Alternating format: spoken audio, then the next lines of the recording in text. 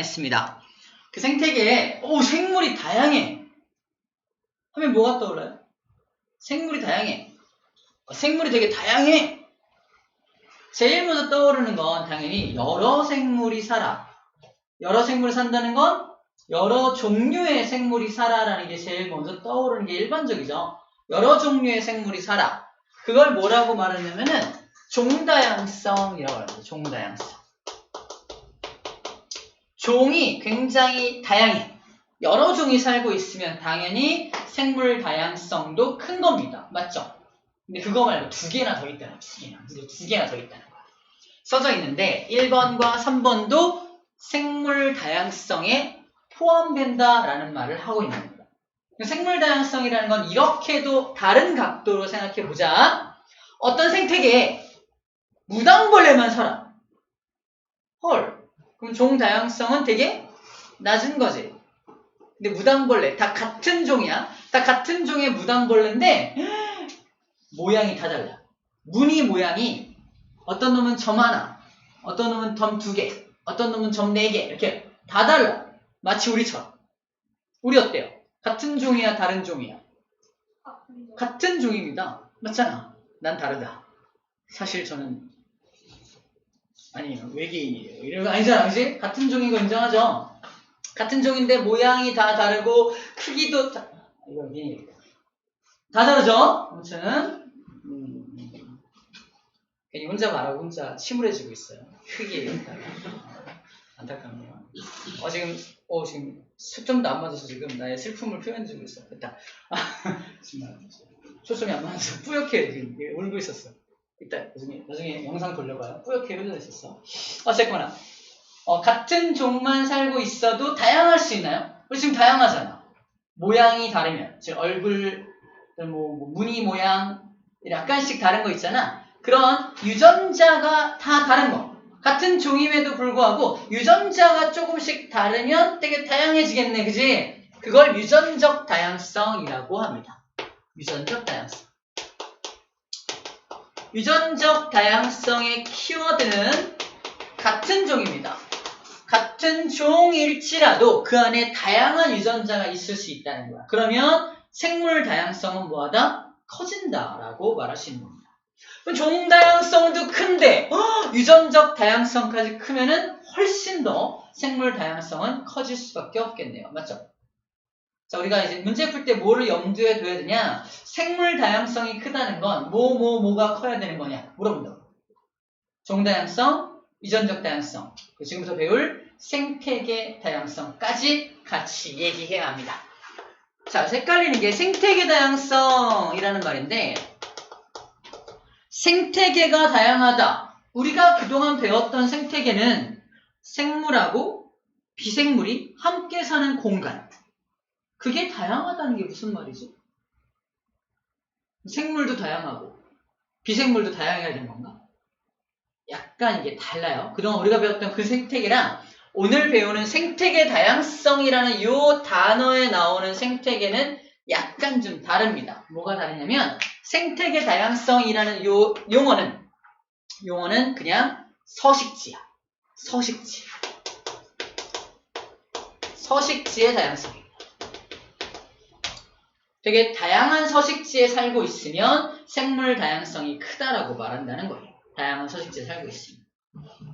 그러니까 어떤 생태계가 있는데 예를 들어서 생태계가 있는데 국립공원이야. 국립공원이면 산도 있고 물도 있고 그죠? 어떤 사람들이 살면서 무슨 어떤 그런 농경지를 만들기도 하고 막 그래요. 그래서 국립공원 안에 사람들도 살고 있고 늪지가 있는 경우도 있고 이렇게 다양한 생물이 사는 서식 공간이 있으면 생태계 다양성이 크다라고 말합니다. 예를 들어서 이 국립공원은 생태계 다양성이 크죠. 방금 말한 대로. 근데 어느 생태계에 딱 갔더니 다 논밭이야. 다 논밖에 없어. 생태계 다양성은 쟤보다는 낮은 겁니다. 그때 여기는 생물 다양성도 크지 않겠네. 그치? 생물 다양성도 높진 않겠네라고 판단할 수 있다는 거죠. 생물 다양성. 생물 다양성이란 이 세 가지를 모두 포함하는 것이다. 종다양성은 말 그대로 종수가 많은 거, 종의 수가 많은 걸 의미를 하고요. 유전적 다양성은 같은 종 안에서도 유전자가 다양할 경우 유전적 다양성이 크다고 말하고, 생태계 다양성이 크다는 건 서식지가 되게 여러 가지 서식지가 함께 있는 경우에 생태계 다양성이 크다라고 말을 하게 됩니다. 아시겠죠? 세 가지를 모두 합쳐서 생물 다양성이라고 말한다는 겁니다. 이게 1번에 대한 내용이에요. 책에는 어떤 얘기를 하고 있냐면 각각 생물 다양성에 대한 걸 그림으로 표현해주고 있습니다. 좀 이따 그림 통해서 하나하나 좀 자세하게 좀 각각의 예들을 좀 살펴보도록 할게요.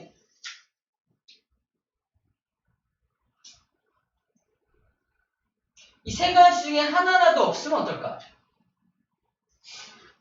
하나도 없어. 와, 되게 많은 종이 살고 있어. 유전적 다양성도 엄청 커. 근데 사는 곳이 밭이야. 그럼 지금 당장은 누가 이렇게 인위적으로 갖다 놨을지 몰라도 언젠간 좀 이렇게 누가 죽고 막 그러지 않을까? 생태계 다양성이 좀 크지 않으니까. 그죠? 생물 다양성이 떨어질 염려가 있는 그런 생태계가 되겠네요. 또 하나, 유전적 다양성 되게 커. 같은 종 안에서 되게 막 유전자가 되게 다양해. 그리고 생태계 다양성도 엄청 커. 그지? 여러 서식지가 엄청 많아. 근데 종이 딱 한 종밖에 안 살아. 좀 이상하죠? 생물 다양성이 좀 크다고 할 수는 없겠네요. 셋 다 중요하다는 말을 하고 있습니다. 275쪽 맨 아래쪽에 이 세 개가 생물 다양성을 구성하는 요소인데 이 중에 하나라도 좀 부족하면 생물 다양성에 문제가 생길 수 있겠네. 그 얘기하고 있는 겁니다. 셋 다 중요해. 말하고 있는 거예요. 셋 다 중요해. 이 얘기입니다. 재밌는 거 275쪽 맨 위쪽에 곁가지에 써있는 종다양성 봐봐. 종다양성. 현재까지 알려진 생물종은 약 몇 종에 이른다? 190만 종이 있대요. 190만 종. 근데 아직 발견하지 못한 생물종이 있답니다. 아직 발견되지 않은 생물종. 대체로 어디에 있는 생물을 발견하지 못했을까? 심해 바다. 그죠? 그리고 미생물들이죠. 미생물들은 그냥 미생물로 치부했잖아. 얘네는 다 미생물이야. 그래서 그 미생물 안에서도 되게 다양한 종들이 있겠죠. 그런 걸 감안한다면 한 1000만 종, 보여요? 1000만 종 이상일 것으로 추정한대요. 1000만 종 이상. 10만 종 이상으로 추정하고 있다. 지금 아직 현재까지 발견된 건 190만 종이고 그나마 좀 이렇게 멸종되어 가는 것들이 많이 생기고 있죠. 그래서 제일 재밌는 건 이겁니다. 그 190만 종 중에 가장 많은 종이 뭐래요? 곤충이에요. 곤충. 우리가 알고 있는 곤충 몇 개 없잖아요. 그죠? 선생님이 생명과학과 출신이에요. 생명 쪽 맨날 방학 때 이런 여름 방학 때면은 다 이렇게 모여가지고 막 채집봉 들고 독병이라 그래서 옆에 독병 만들어서 막 나비 잡고 곤충 잡고 막 밤에는 나이트 트랩 그래가지고 불 이따만한 거 켜놓고 모기장 같은 거 이만한 거 쳐놓고 기다려요. 그러면 엄청 모여. 그럼 가서 들어가서 막 채집하고 이런 것들 되게 낭만적으로 보이죠. 얘기 안 했나? 그러다가 어떤 선배가 벌에 물려서 얼굴이 이만해져가지고 죽기 직전에 섬 밖으로 실려 나갔다는 얘기 했었죠. 그죠? 알러지 반응 설명할 때. 그렇게 좀 되게 막 다양한 추억을 쌓을 수 있는 생명과학을 하다가 이제 화학까지 같이 공부하고 나왔는데 어쨌거나 대학은 재밌습니다. 대학 갑시다. 결론이 좀 그렇죠? 그죠? 대학 갑시다. 기왕이면 좋은 데 갑시다.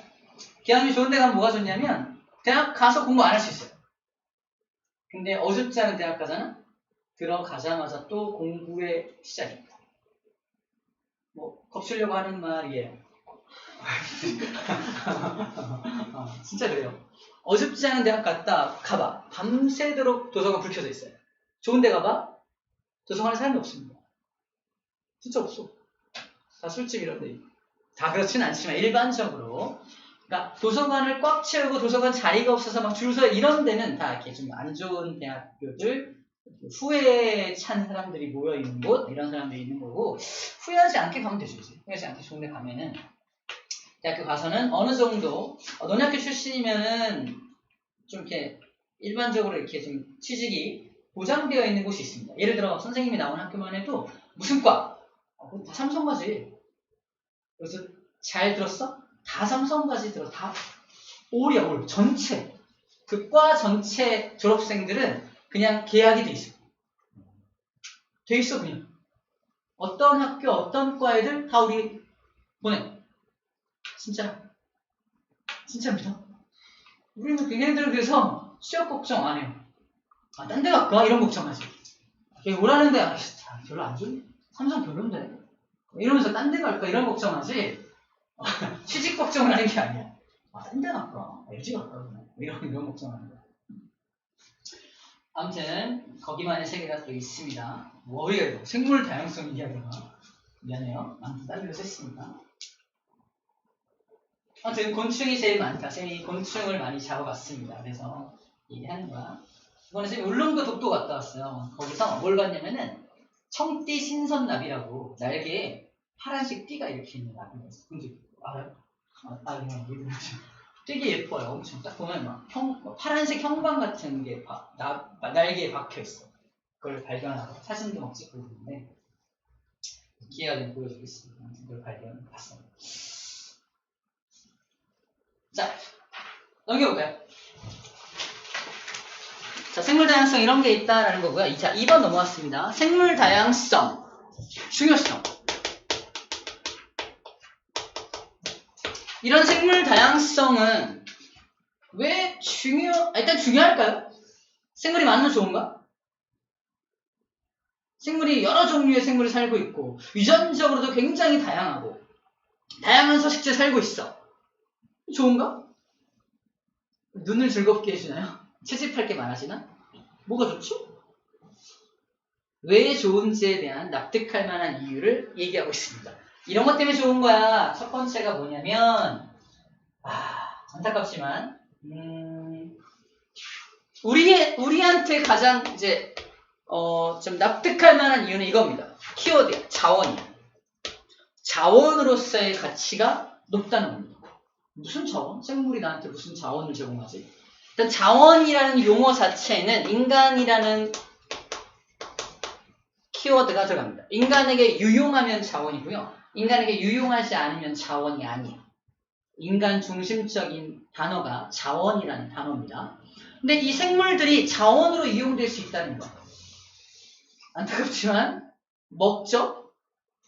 뭐 돼지, 그죠? 소 좋아하잖아, 그지? 심지어 우리가 전 베지테리언이에요. 넌 뭐 먹니? 채소, 걔는 생물 아닌가? 그죠? 식물을 먹잖아요, 그죠?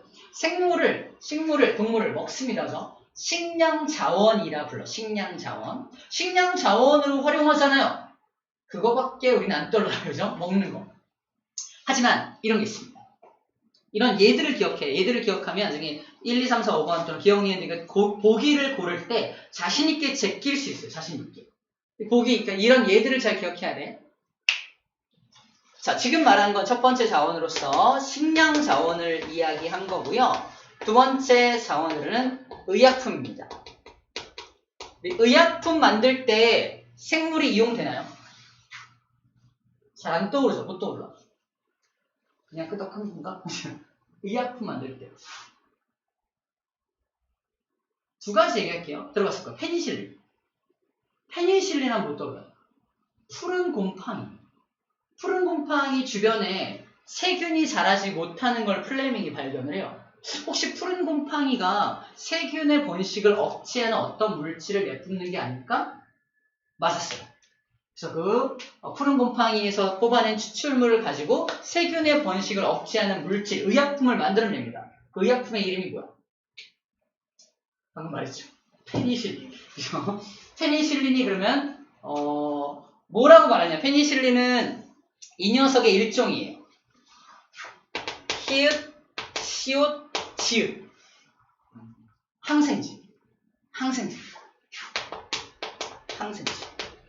항생제가 세균의 번식을 억제해주는 물질을 항생제라고 해요. 우리 맨날 뭐 감기 걸리거나 뭐 병 걸리면 또는 상처 나면 항생제 처방받잖아요.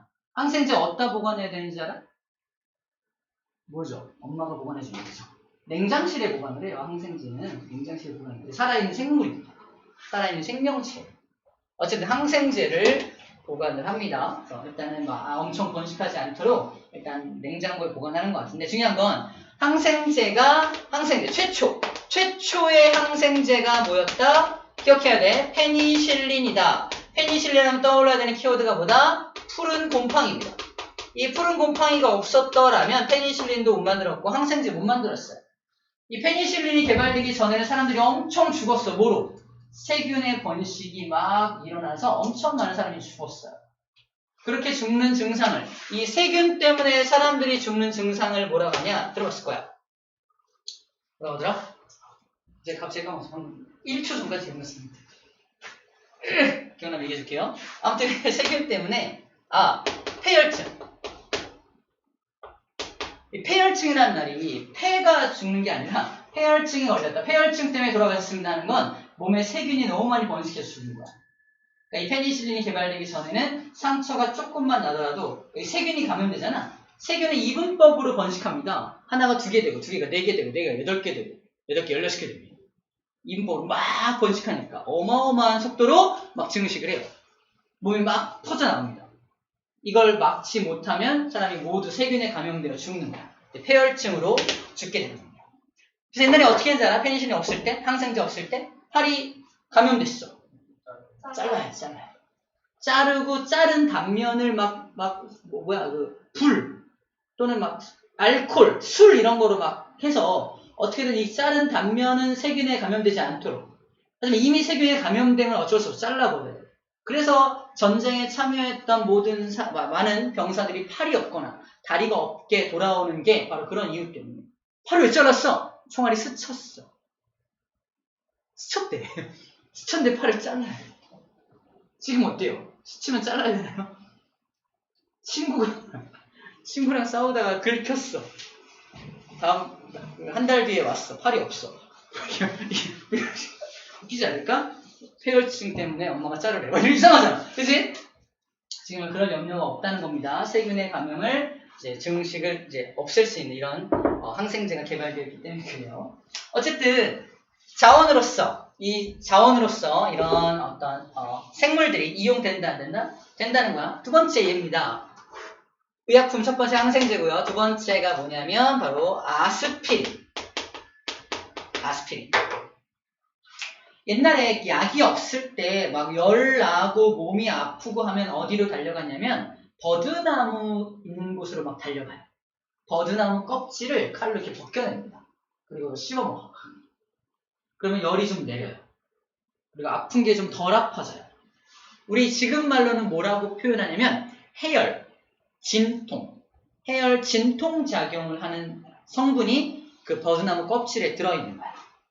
그걸 살리실산이라 불러주는데, 근데 아스피린의 재료가 됩니다. 근데 그 버드나무 껍질의 단점이 뭐냐면 역해요. 다시 삼켜. 쫓다가 삼켜. 토하지 마. 아무튼 이게 역하다는 거예요. 역해가지고 먹기가 되게 불편해요. 그럼에도 불구하고 열을 내려야 되고 몸 아픈 걸 줄여야 되니까 역함을 참고 먹습니다. 역함을 좀 없애고 화학적으로 역한 부분을 치환해서 잘라내버리고 약간 달짝지근하게 맛있게 만든 게 아스피린이에요. 아스피린이 그 버드나무 껍질 추출물로 만든 게 아스피린입니다. 지금도 많은 사람들이 아스피린을 먹어요. 자연에서 얻은 의약품입니다. 그러면 이 생물 다양성이 크면 클수록 거기서 뽑아낼 수 있는 의약품 성분들도 많을 거 아니야? 그래서 생물 다양성은 클수록 좋다. 뭐 이런 얘기를 하는 겁니다. 특히 유전적 다양성 얘기를 할게. 유전적 다양성이 엄청나게 크면요. 영어 살펴봅시다. 그러면 이건 2번까지 딱 보면은 많은 종이 살고 있고 이 많은 종이 살고 있다면 다양한 그 종으로부터 이런 성분 물질을 뽑아낼 수 있겠네. 종 다양성에 치중되어 있는데 이제 유전적 다양성도 크면 클수록 좋아. 이걸 설명할게요. 봐봐. 여러분 해파리 좋아해요? 싫어해요? 별로 안 좋아하죠? 해파리 먹는 거 알아요? 먹는 해파리도 있어요. 그죠? 근데 형광 해파리 알아요? 바닷속에 형광 물질된 해파리가 있습니다. 먹고 싶나요? 안 먹고 싶죠? 근데 걔는 독이 있어요.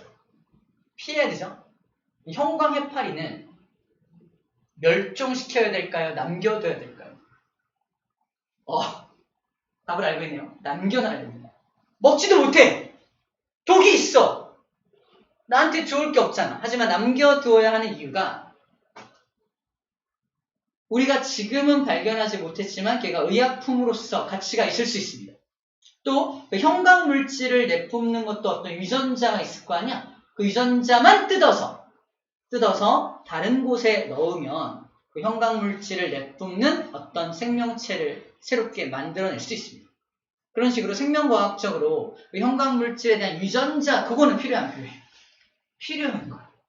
그러므로 유전자를 보존하려면, 유전자를 보호하려면 그 생물도 보존해야 되는 거죠. 그치? 그래서 유전적 다양성을 위해서라도 생물은 살려놔야 됩니다. 당장은 우리에게 쓸모없어 보이는 것일지라도 멸종시키면 된다, 안 된다? 안 된다는 얘기를 하고 있는 거예요. 시험 문제로 나올 수 있습니다. 당장 우리에게 쓸모없는 생물들은 다 없애야 한다. 그죠? 없어도 돼! 이러면 안 된다고. 그 얘기하는 거야. 지금 졸고 안 듣고 있으면 나중에 그지? 필요 없는 건 없애야 돼. 청소해야 돼. 휴지통 비우기. 이러면 안 된다고. 그죠? 그럼 안 됩니다. 큰일 납니다. 그래서 어떤 여러 가지 차원으로 생물들은 무조건 다 보존되어야 한다라고 기억하면 되겠어요. 아시겠죠? 그런 얘기죠. 자원으로서의 가치가 있기 때문입니다.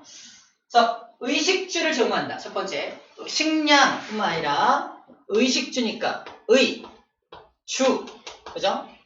옷 입는 것과 사는데 도움을 준다는 얘기입니다. 생물이 우리가 옷 입는데 도움을 주나요? 도움을 주잖아. 지금 안 준다고? 여러분들 팬티다 면으로 만드는 거예요. 면이 뭐야? 식물이거든요. 그죠? 식물이 있는 거야. 그럼 혹시 안 입고 있는? 필요 없다는 사람들 안 입고 있는 거로 간주할게요. 안 되죠? 우리에게 옷을 제공합니다. 그 다음에 우리가 입고 있는 많은 옷들이 천연 재료와 인공적으로 합성한 재료를 좀 섞어서 쓰는 경우도 많아요. 폴리에스테르라든가 이런 것들이 섞어서 쓰는 어떤 재료들이라고 보면 됩니다. 혼방이란 말도 있죠. 혼방, 섞은 것들, 그런 것들을 많이 사용을 합니다. 자, 의는 그런 옷가지들, 뭐 면이나 그죠? 삼배 이런 것들 생각하면 돼요. 이런 것도 우리 필요하네. 주는 뭘까? 사는 거 또는 주택, 주택이야. 주택, 집이죠. 집. 집을 짓는데 또는 살아가는 데 있어서도 생물이 필요할까? 나무로 만든 집, 그죠? 나무로 집을 짓잖아요. 그런 거 떠올리면 됩니다. 그래서 일단 생물들이 우리의 의식주에 필요하다, 안 필요하다? 필요하다. 그러므로 자원으로 가치가 있다 라는 얘기고, 두 번째, 의약품으로서 당연히 가치가 있다. 이런 예들이 뚝뚝 떠오르면 됩니다. 또 다른 예들이 나와 있죠. 의식주, 의약품, 그 다음에 방금 했던 거, 유전자 자체도 도움이 된다, 안 된다? 된다. 생물이 가지고 있는 유전자, 형광 유전자, 지금은 당장은 쓸 데가 없지만 형광 유전자를 땅 뽑아다가 어떤 생물에 도입했더니 그 생물이 형광 물질을 내뿜으면서 우리에게 되게 엄청나게, 예를 드는 건데 정말 예야. 동물을 학대했다고 생각하지 마요. 여러분들이 별로 안 좋아하는 햄스터, 형광 햄스터를 만들었어.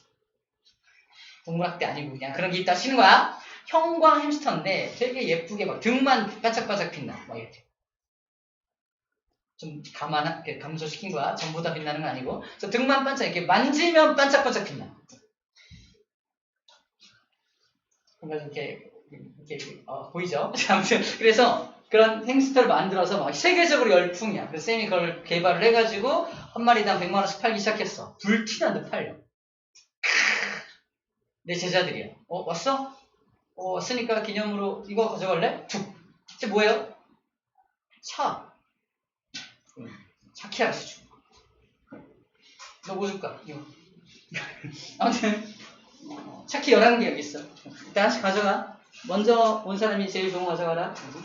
꼴찌는 마티즈다. 차키 막 준비하고. 이럴 수 있잖아요. 그럼 유전자 보존해야 돼, 안 해야 돼? 이거 없었으면 나 부자 못했잖아. 그지? 보존해야 됩니다. 맞죠? 이런 거 떠올려달라고. 유전자도 가치가 있다. 그죠? 이렇게 얘기하는 거예요. 재밌네. 마지막 가치입니다. 사회적 가치, 심리적 가치. 사회적 가치, 심리적 가치. 사회적, 심리적 가치. 이게 뭐냐면 사회적 가치라는 건 휴식 장소로서, 여가 활동 장소로서 이런 가치가 있다는 거. 우리 생태계 다양성 쪽을 생각하면 되는데, 우리 생물 다양성이, 문제 이거야. 생물 다양성이 사회적, 심리적 가치를 가지냐? 생물 다양성이 사회적, 심리적 가치를 가지냐? 이때 떠올려야 될 건 뭐다?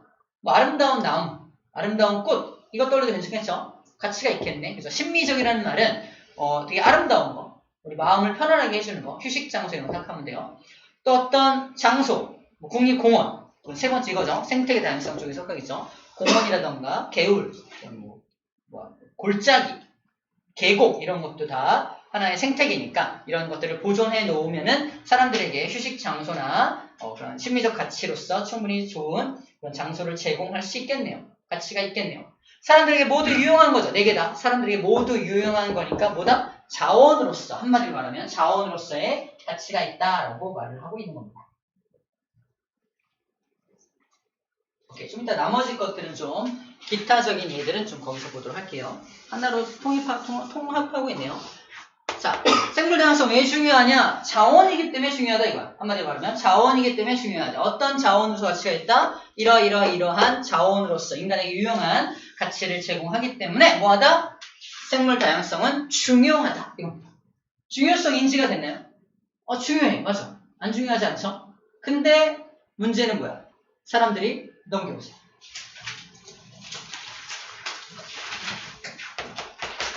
생물 다양성이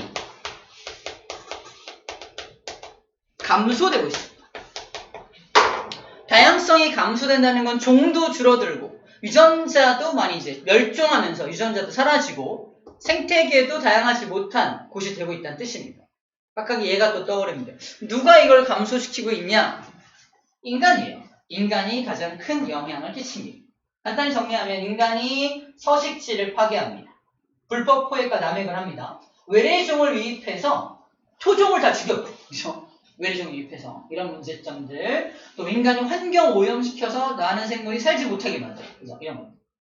다 인간의 활동으로 생물 다양성이 감소되고 있다라는 얘기를 하고 있는 거고, 여러 가지 그런 감소시키는 원인들을 자세히 살펴볼 거고요. 근데 이렇게 계속 감소되다 보면은 인간에게 되게 중요한 자원으로서 가치가 있는 것들이 점점 줄어드니까 인간에게도 문제가 생기겠죠? 어떻게 해요? 감소되지 않도록 다시 보존하는 노력을 해야 되겠죠? 마지막 이겁니다. 보존을 위한 노력. 그래서 인간은 그래서 현재 어떤 노력들을 하고 있냐, 앞으로 어떤 노력을 해야 되느냐, 이렇게 오늘 결론이 나게 되는 거예요. 어떤 흐름은 알겠죠? 전체 흐름 얘기를 해주고 있는 거고요. 자, 오늘 지금부터 영상을 통해서 또는 그림을 통해서 보는 것들은 뭐다? 구체적인 예들. 이건 여기에 속하는구나. 식량, 의식주 이런 것들의 예들이 있구나. 뼈대를 세웠기 때문에 이제 거기다 뭘 붙인다? 살을 붙여가는 작업을 해보자는 거야. 살을 붙여봅시다.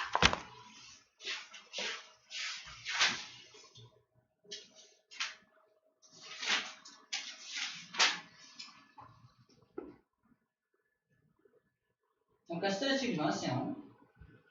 스트레칭.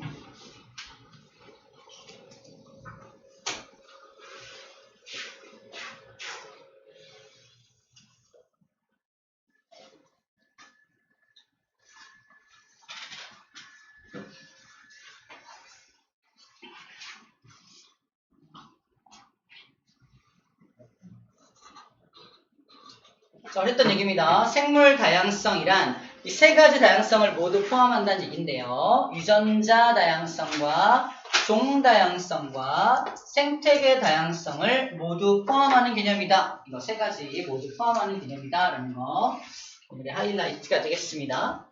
각각 유전적 다양성은 뭐고 종 다양성은 뭐고 생태계 다양성은 뭔지 이렇게 그림 한 장으로 정리할 수 있어요. 사실 같은 종, 봐봐. 유전적 다양성 키워드가 아까 뭐였죠? 같은 종 안에서도 다양한 유전자가 있다는 거잖아. 같은 쥐라는 종이야. 쥐종. 쥐라는 종인데 다 모양과 색깔이 다르죠? 종 다양성이 아니라 이건 뭐야? 유전적 다양성이라고 키워드를 써줘야 되는 겁니다. 유전적 다양성. 종 다양성은 다양한 종을 말하죠. 다양한 종. 다양한 종이 생태계 안에 살고 있을 때 종 다양성이 크다라고 말하고요. 마지막 생태계 다양성은 다양한 서식지, 산, 숲, 초원, 강 이런 것처럼 다양한 서식지가 있을 때 생태계 다양성이 크네요 라고 말하는 겁니다. 생태계 다양성이 크네요. 이 세 가지 다양성이 모두 클 때 뭐라고 말한다? 생물 다양성이 크다 라고 말을 합니다. 자, 유전적 다양성을 조금 더 자세하게 보도록 할게요. 유전적 다양성. 자, 키워드 먼저 밑줄 봅시다. 유전적 다양성의 정의입니다. 같은 생물종 안에서, 밑줄자, 같은 생물종인데도 서로 다른 유전자를 갖고 있을 때 유전적 다양성이 있다. 또 유전적 다양성이 크다라고 말을 합니다. 이 그림이 좀 기억나시면 좋겠어. 터키 달팽이입니다. 다 똑같은 종의 터키 달팽이라는 하나의 종이야. 한 종인데 지금 무늬의 모양이, 무늬의 색깔, 무늬의 패턴이 다 어때요? 다 다릅니다. 유전자가 다 다르다는 거예요. 그래서 다양한 유전적 다양성을 이야기하고 있는 겁니다. 얘는 지금 체프먼 얼룩말이라는 또 한 종이야. 같은 얼룩말입니다. 체프먼 얼룩말이라는 얼룩말들인데 이 털의 줄무늬가 완벽하게 똑같은 건 없겠죠. 완벽하게 똑같은 건 없는 것처럼 이것도 다양한 유전자를 갖고 있다라는 겁니다. 털 줄무늬가 다 다르다. 무당벌레, 아시아 무당벌레라는 녀석인데 그것들도 다 무늬의 점의 개수라던가 이런 것들이 다 다르다라고 말하고 있는 겁니다. 자, 이것은 277쪽의 그림이 살짝 나와 있네요. 체프먼 이런 것들 말을 생각하면 돼요. 같은 종류의 무당벌레인데 이제 같은 종류인데 껍질의 모양이 다 다른 것들 생각해주면 됩니다. 이거 그림 딱 보고서 유전적 다양성이네 라고 집어낼 수 있으면 돼요. 유전적 다양성이네요. 집어낼 수 있으면 됩니다.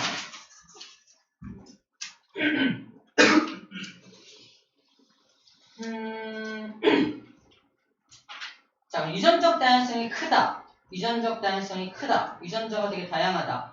다양한 무늬와 다양한 표면의 무늬를 갖고 있다. 이런 뜻인데 유전적 다양성과 생물 다양성은 어떤 관계가 있을까? 무슨 말이냐면 이런 거 생각하면 돼.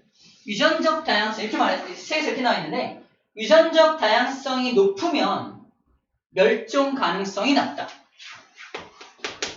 유전적 다양성이 크면 멸종이 잘 안 된다. 왜 그럴까? 유전자가 다양해서 A 유전자, B 유전자, C, D라는 유전자를 갖고 있는 뭐랄까 여러 개의 유전자를 가지고 있는 예를 들어볼까?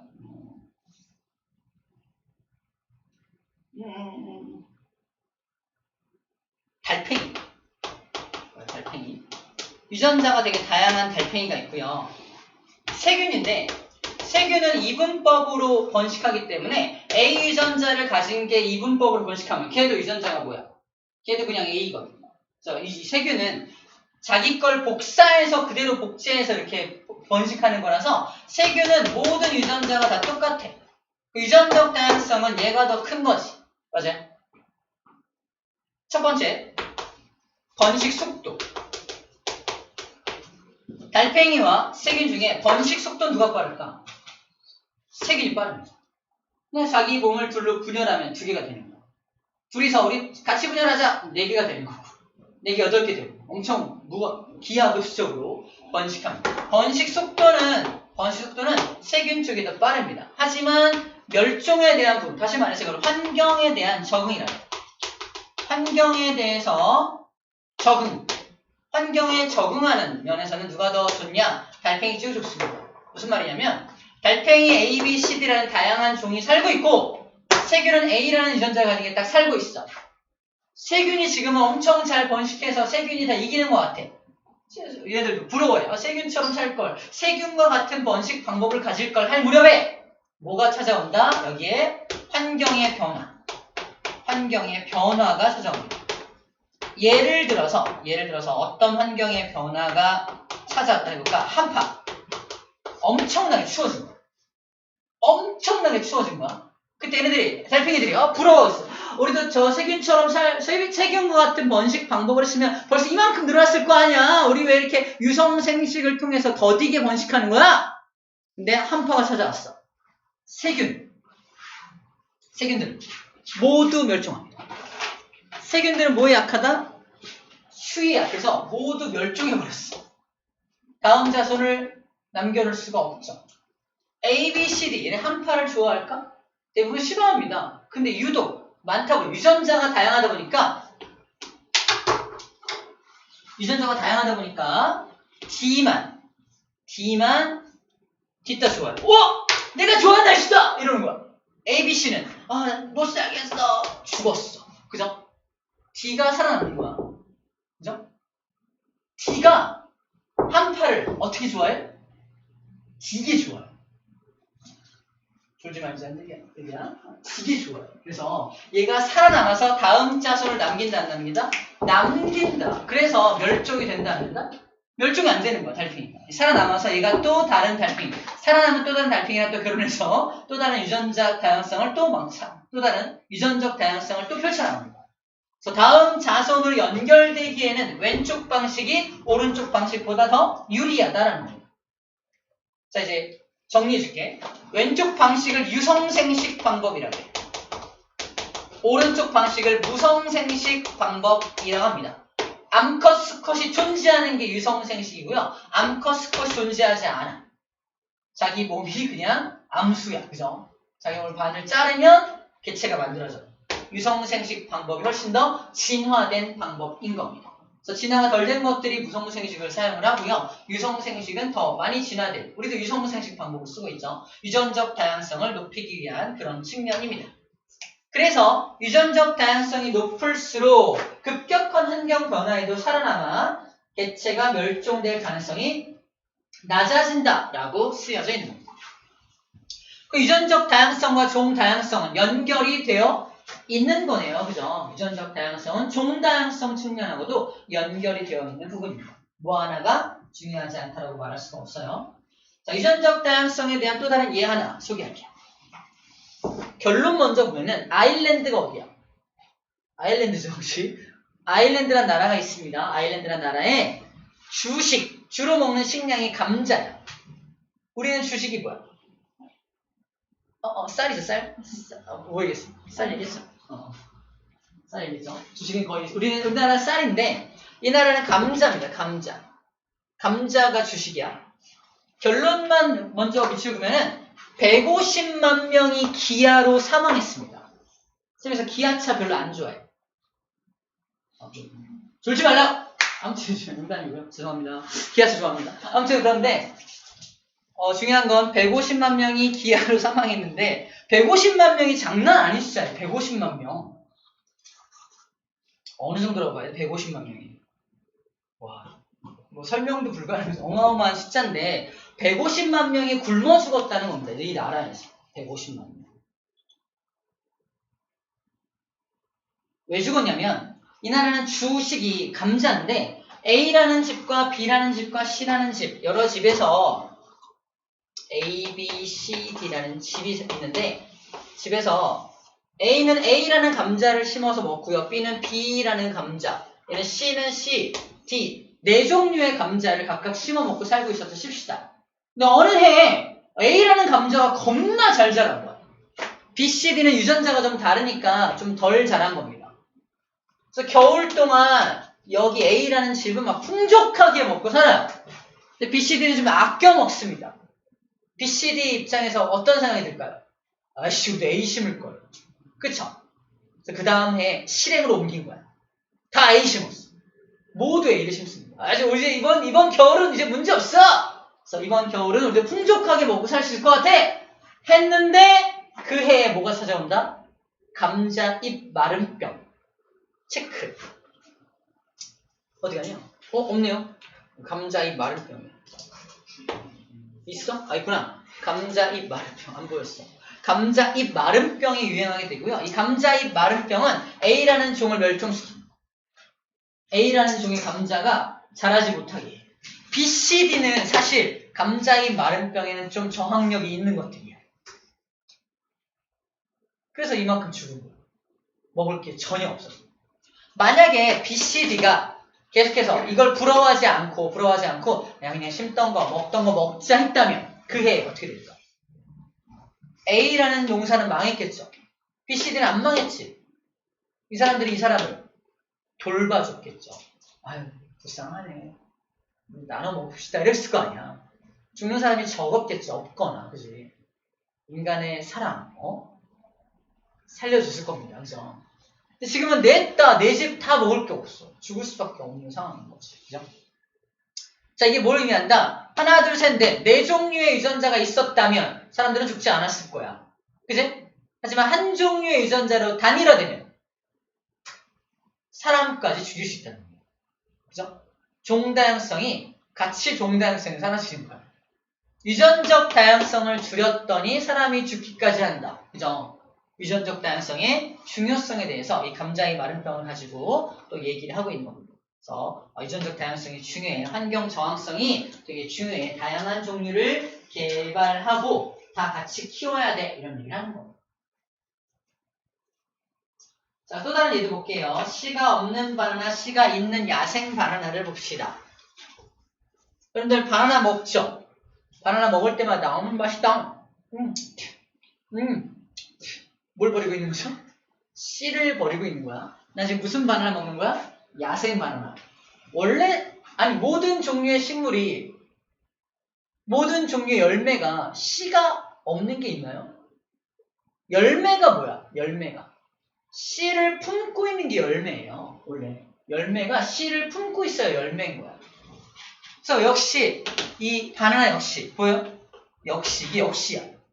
아니, 바나나 역시 씨를 품고 있어야 됩니다. 이게 야생 바나나거든. 근데 먹기 불편하잖아. 그래서 개량을 통해서 씨가 없게 만든 겁니다. 씨가 없게 만든. 우리 이걸 먹고 있죠. 씨가 있어야 유성생식을 할 수 있어요. 씨를 가지고. 근데 저렇게 하면 유성생식이 안 돼. 그냥 식물을 키워내야 돼.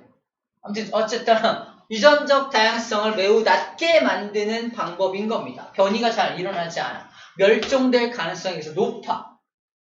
그래서 지금부터 한 10년, 20년 지나면 저 바나나를 못 먹을 수도 있어요. 그래서 멸종돼서. 급격한 기후변화로 이런 바나나 이제 나오지 않습니다. 그럴 수 있다고. 그죠? 그때는 어쩔 수 없이 이런 바나나를 먹어야겠네요. 아니면 바나나라는 종 자체가 사라지거나. 그죠? 그럴 수 있지. 현재는 저걸 먹고 있지만. 자, 야생 바나나입니다. 야생 바나나는 이제 환경 변화가 찾아오더라도 살아남는 개체가 있을 가능성이 높겠죠. 유전적 다양성이 클 테니까. 그죠? 변이도 많아. 유전적 다양성이 높다는 건 변이도 많이 일어나기 때문에 되게 다양한 환경에 다 적응할 수 있게 됩니다. 자, 좀 다른 얘기인데 씨가 있는 바나나를 씨가 없는 바나나로 만드는 방법. 선생님이 처음 과학자가 되겠다고 마음먹은 이유가 이거였어요. 뭐냐? 어떤 책을 읽었는데 이 식물을 개량하면 열매를 개량하면 요만한 수박을 이만하게 만들 수 있대요. 또 되게 불편한, 씨 때문에 불편했는데 씨가 없는 수박도 만들 수 있대요. 씨 없는 수박을 처음 만드신 분 우장춘 박사님이라고 계셔요. 그분의 위인전을 읽고서니 난 과학자가 되겠어 라고 처음 마음먹었던 사건이 있었습니다. 어쨌든 지금도 과학의 길을 걷는 이유가 그분 덕분이라고 생각하면 돼요. 근데 씨 없는 바나나를 만드는 방법이 굉장히 사실 식물의 입장에서는 되게 처참한 일입니다. 생식 능력을 상실시키는 거야. 씨가 없다는 건 생식 능력을 상실시키는 겁니다. 인간의 용어로 바꾸면 고자를 만드는 거예요. 이러면 되게 엄청나 보이죠? 생식 능력을 상실시킨 거야. 여전히 졸려. 그죠? 고자 만들 거야! 어? 이렇게 되는 거. 약간 이런 느낌이야. 생식 능력을 상실시키는 겁니다. 생식 능력이 상실된 사람이 있습니다. 생식 능력이 상실된 동물이 있어요. 그게 바로 노새, 라이거. 걔네 생식 능력이 없다고 그랬죠. 기억나요? 왜 생식 능력이 없어? 부모가 다른 종이라서. 그죠? 생식 능력을 사라지게 하려면 부모가 다른 종이거나 돌연변이를 유발시키면 됩니다. 이거는 돌연변이를 유발시킨 예야. 돌연변이. 인간은 돌연변이가 있죠. 정상인 부모인데 태어난 자식이 다운 증후군이야. 돌연변이가 발생하는 거예요. 돌연변이. 돌연변이가 일어나면 대부분의 돌연변이는 생식 능력을 갖지 못하게 태어납니다. 왜? 다음 자손이 연결되면 안 되니까. 그래서 생물학적으로 돌연변이야! 그럼 생식 능력이 없어. 그 개체, 돌연변이로 태어난 개체는 일생을 살아갈 수 있지만 걔가 다음 자손을 남기는 경우는 없습니다. 특이하게 그래요. 어쨌거나 돌연변이는 생식 능력이 없어. 그래서 이거 C가 있는 바나나를 C가 없는 바나나를 만들었다. 두 가지 측면으로 봐야 돼. 첫 번째, 되게 인간에게 되게 유용하다. 불편하지 않게 만들어졌네. 땡큐. 도 있지만 안타깝네. 그죠? 안타까운 종을 만들어냈네. 그죠? 생물학적으로 야, 너 좀 안타깝다. 하지만 너의 기능을 다 해야겠지? 먹어주는 거죠. 너의 기능을 다 하고 죽어라 이렇게 되는 거죠. 어쨌거나 좀 안타까운 생물이 만들어진 겁니다. 씨 없는 수박을 먹으면서도 진짜 되게 간단하다, 간편하다, 씨 안 버려도 돼. 하지만 반대쪽으로는 안타깝네. 눈물을 흘릴 줄 알아야 돼요. 그렇죠? 뭐가고요? 아무튼 우리만의 따뜻한 시각을 가지길 바랍니다. 자, 그 다음에 종다양성에 대한 얘기를 좀 더 구체적으로 할게요. 봐봐. 자, 이건 200만% 시험 문제입니다. 별표. 이 그림이 그대로 나올 거야. 가라는 숲이 있고요. 나라는 숲이 있습니다. 가숲과 나숲. 종을 세봤어요. 종. 개체수가 똑같아요. 그러니까 종의 개수는 똑같아. 종의 종류도 종류도 4종은 똑같을 거야. 보냐? 신갈나무, 구상나무, 소나무, 자작나무 4종이 있어. 4종. 이거 2종, 요종, 요종 또 하나 어딨냐? 요종, 그죠? 4종류죠. 보이나요? 여기 또 하나, 둘, 셋, 4종. 맞죠? 둘 다 4종이 있어. 개체수 똑같아. 세볼까? 엄청 그 있어요. 개수 똑같아. 그럼 가라는 숲과 나라는 숲은 문제입니다. 종다양성이 같을까? 종다양성이란 여기도 4종. 여기도 4종. 그죠? 같은 종수만 있다고 해서 종다양성이 같냐? 그렇지 않다는 겁니다. 종다양성은 이것도 포함돼. 얼마나 균일하게 분포하냐. 균등성도 포함됩니다.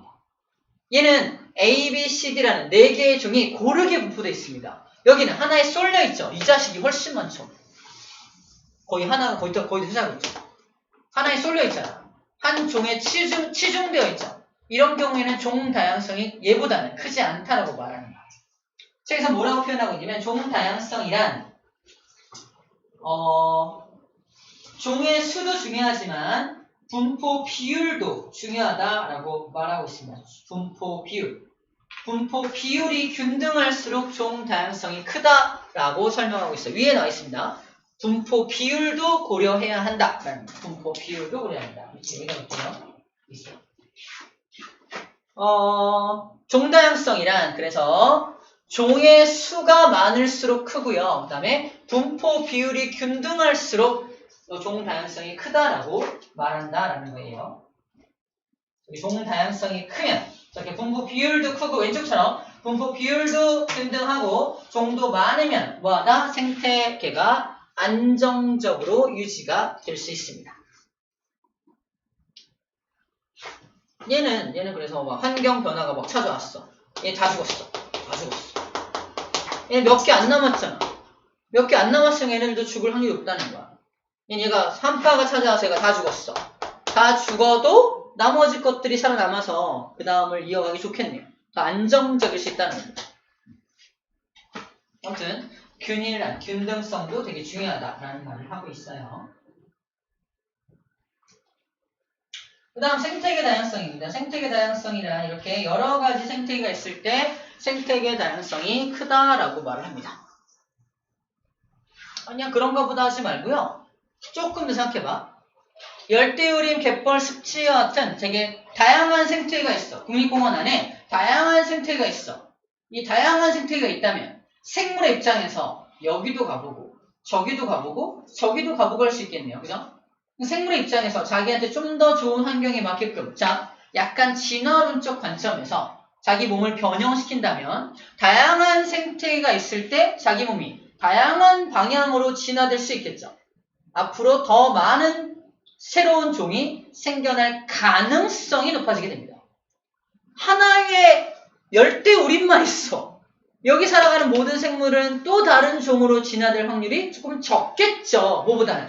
생태계 다양성이 큰 경우보다, 그지? 그냥 항상 같은 곳에 사는데. 하지만 다른 곳으로 가봤더니, 와, 여기도 살고 싶어. 여기 맞게끔 자기 몸을 변형시켜. 난 누구였어? 매야. 매인데, 여기가 좋아. 어떤 모습으로 진화될까요? 아무튼, 그렇게 좀 상상력도 키울 수 있겠네요. 그죠? 난 갯벌이 좋은 매야. 그죠? 갯벌매. 아무튼, 그렇습니다. 그렇게 해서 자기 모양을 다양하게 변형을 시키면 그게 누적되면 새로운 종이 되는 거잖아. 그러니까 종이 새롭게 만들어지면 이제 종 다양성도 커지겠죠. 정리하면 생태계 다양성이 크면 앞으로 더 많은 종 다양성이 커질 확률이 높아진다라는 겁니다. 그래서 생태계 다양성도 되게 중요하다 이겁니다. 방금 설명한 게 이거예요. 생태계가 다양할수록, 즉 생태계 다양성이 클수록 모두 크다. 종 다양성도 높아진다. 현재도 높겠지만 앞으로도 높아질 확률이 커지겠다. 이런 얘기를 하고 있는 겁니다. 아시겠죠?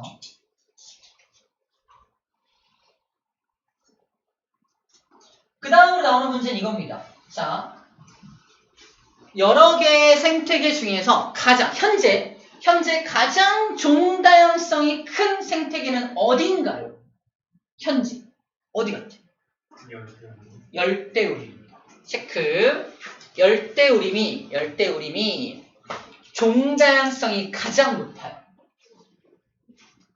우리 착각하는 게 뭐냐면, 갯벌은, 이런 말이 나옵니다. 갯벌은 해양 생태계와 육지 생태계가 공존하는 곳이잖아. 그래서 생물 다양성이 가장 크겠지? 라고 낚시질을 한다고요. 맞죠? 열대우림은 다 육상이죠, 육상. 육상인데 무슨 생태계 다양성이, 종 다양성이 뭐가 높겠어? 라고 낚시질을 한다고.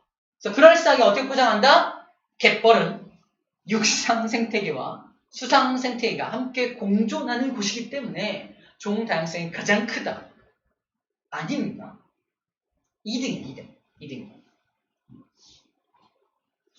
상대적으로 종 다양성이 높긴 하지만 가장 큰 건 얘가 1등, 갯벌은 2등을 차지합니다. 습지와 갯벌, 여기도 수상 생태계와 육지 생태계가 공존하고 있죠. 그래서 갯벌과 습지가 거의 비슷한 환경을 보여주고 있는 겁니다. 2등이라고 보면 되겠습니다. 가장 큰 게 누구냐고 제일 많이 물어봐요. 근데 그럴싸한 용어로 포장해서 갯벌과 습지를 우리가 찝게 만들지. 이거 같은데? 이러면 안 돼요. 그렇죠?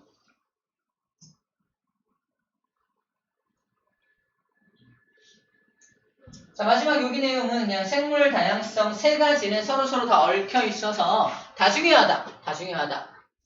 셋 다 중요하다. 이런 얘기를 하고 있어요. 셋 다 중요하다.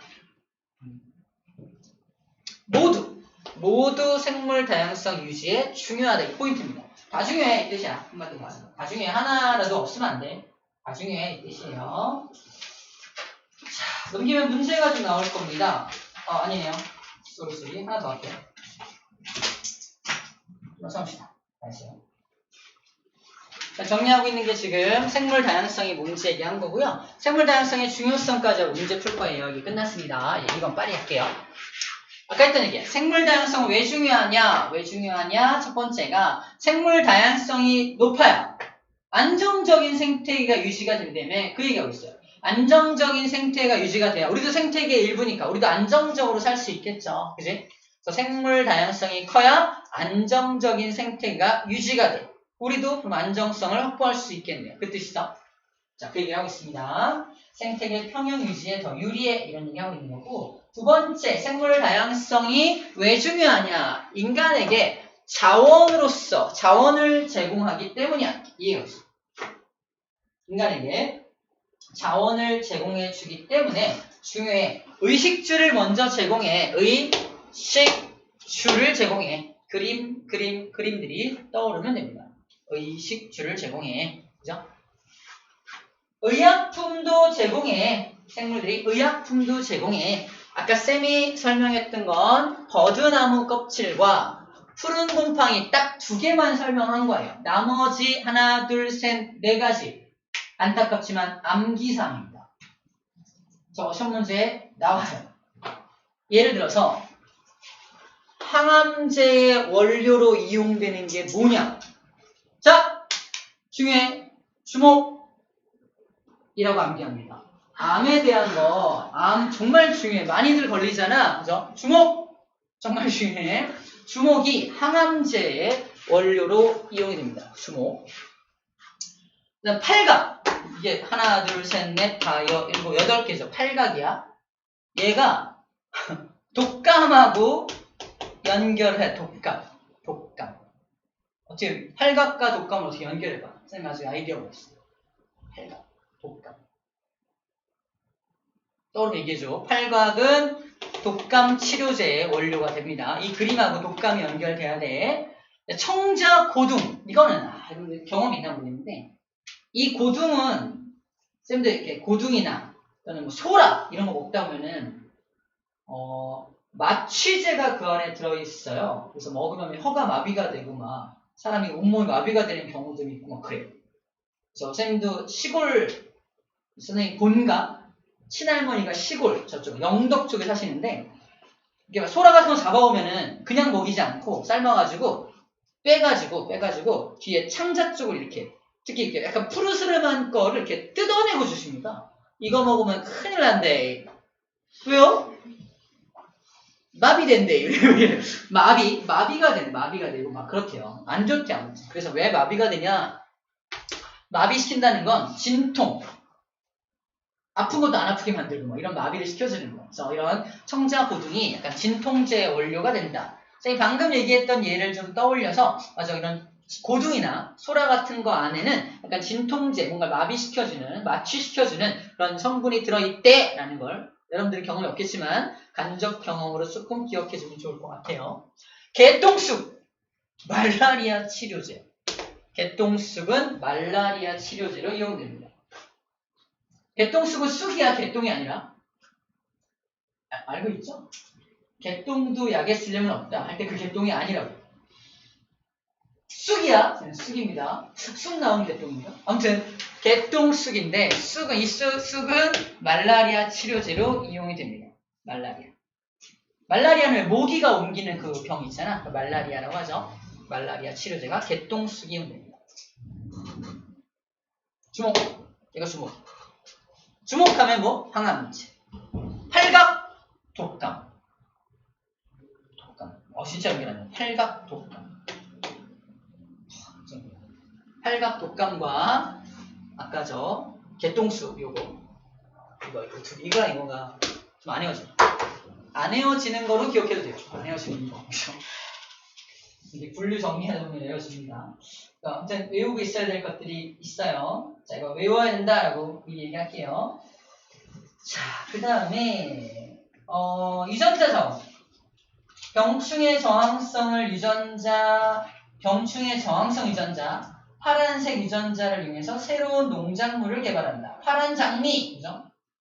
해충 저항성 옥수수 이런 것들 유전자를 이용해서 여러 가지 새로운 종류의 저항성을 가지거나 새로운 색깔을 내거나 하는 그런 것들을 만들어낼 수 있다는 차원이 생물 유전자 자원이고요. 마지막 사회적 심리적 가치가 있다. 휴식 장소로서, 여가활동 장소로서, 그리고 생태 관광 장소로서 생태계가 또는 생물 다양성이 이용될 수 있다라는 말까지 하고 있는 거죠. 인간에게 다 유용한 것들이죠. 이런 것들 전부 다 자원으로서 가치가 있다고 설명을 합니다. 오케이, 문제 좀 풀어볼게요.